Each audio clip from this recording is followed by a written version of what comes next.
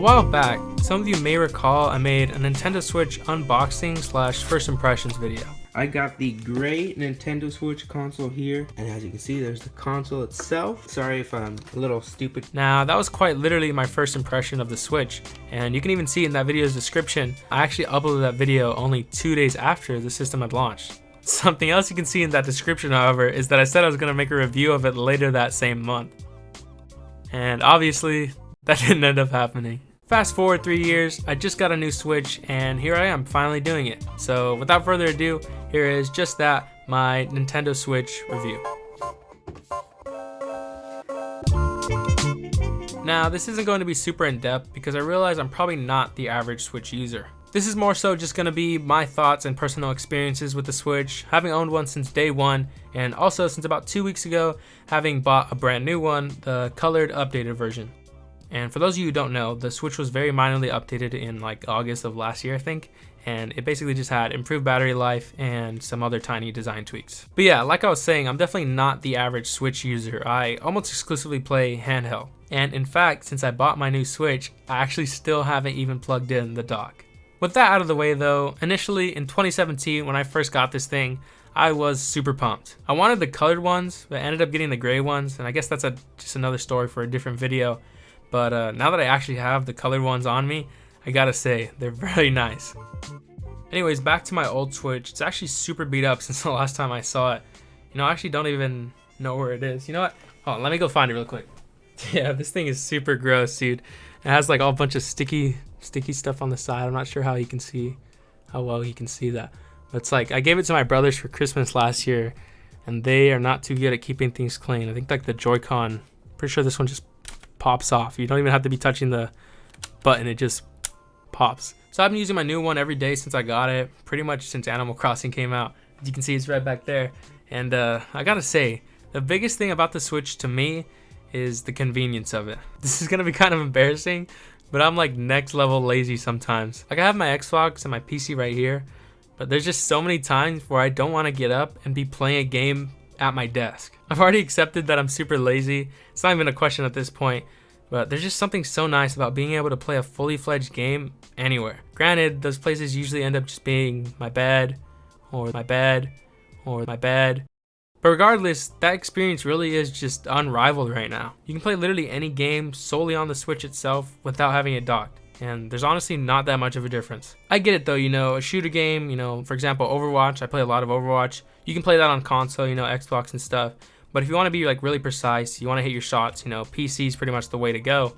And the only way to really do that, you know, you have to be at a desk. It only really makes sense at a desk. But with almost everything else though, it doesn't really matter. Skyrim is perfectly fine on a system like the Switch, you know, games like that. Animal Crossing too, it's also a really good game. You can play it on the handheld perfectly fine. You're not missing anything. I mean, I played and beat Breath of the Wild like 90 something hours, only handheld, like I never docked that thing. It's just so convenient and so sick to me to be able to have that feeling on a modern day console. I kind of touched on this earlier, but the first Switch had some pretty weak battery life. If you remember when the Switch first came out, it was like a big deal that like Breath of the Wild was like the only big game you can get at the time. But I played a lot of that, and like I said, only handheld. I pretty much had to charge it like 2 to 3 times a day in between playing just to keep up, and the most I would get out of like one sitting would be like maybe 3 hours max. I know it's like really bad for long-term battery health to play while it's plugged in, so that's why I'm kind of trying to avoid that with my new Switch. But I also have to say, I haven't had to do that with my new Switch. The new battery gains on this Switch are actually seriously worth upgrading for, in my opinion. Like, I played some Zelda the other day, I was at like 80% after like an hour. That's like nothing in comparison to what it used to be.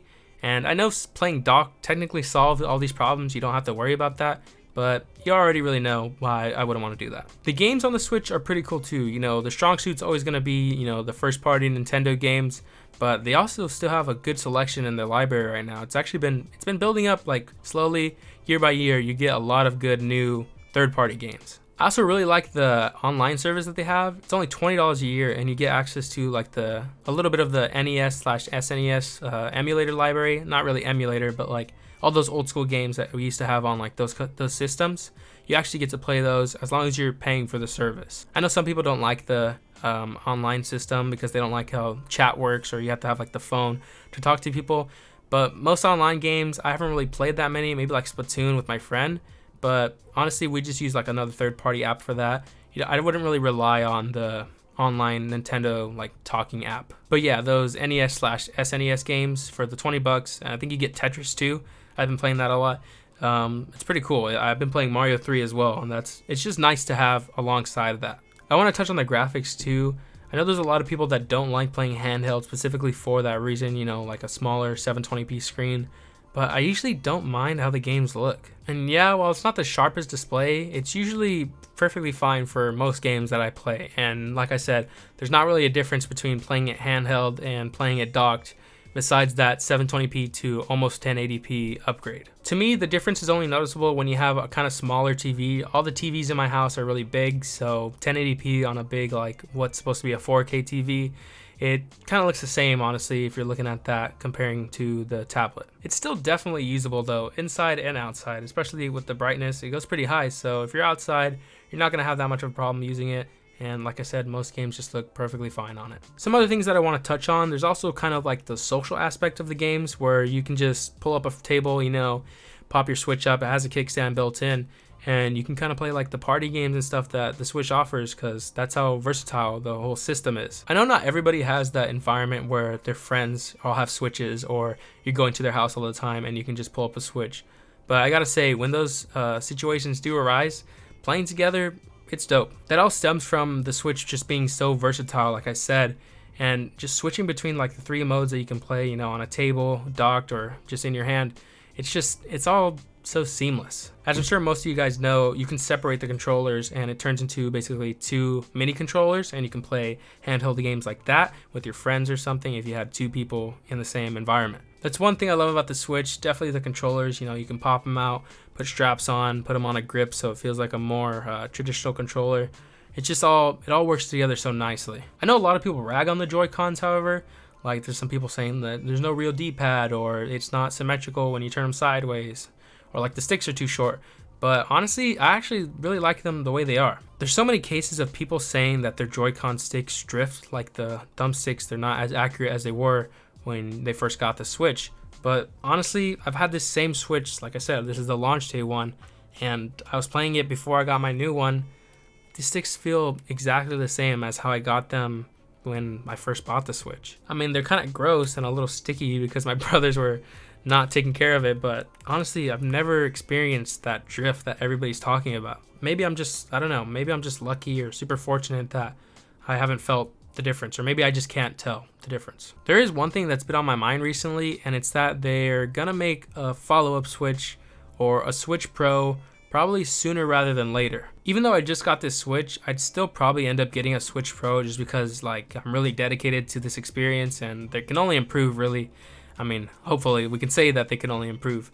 But yeah, I'd still end up getting a Switch Pro, and honestly, if it came out maybe like early next year, yeah, I'd still get it. All that considered, I think I've spent enough time with the Switch to definitely recommend it to pretty much anybody. I mean, my mom was even talking about getting one because she's been seeing me and my brothers play and having so much fun, and she doesn't even really play games. So I definitely think it's a great system you can get right now. You know, even with the possibility of a new Switch on the horizon, I can still recommend it, even if you play it docked. Hey guys, it's Andrew, and I know this is different from other videos that I've made on this channel before, but you know, I'm really trying to get into this. I try to put a lot of effort into this one. I had a lot of fun making it, so you know, maybe new videos on the future, possibly an update video, but I don't like doing those, so you know, I actually spent time. I like made a script and everything, and if you want to see more behind the scenes or stuff like that, feel free to follow my Twitter right there or somewhere on this screen. And yeah, other than that, please like if you like this video, subscribe if you haven't already, and I guess I'll see you guys in the next video.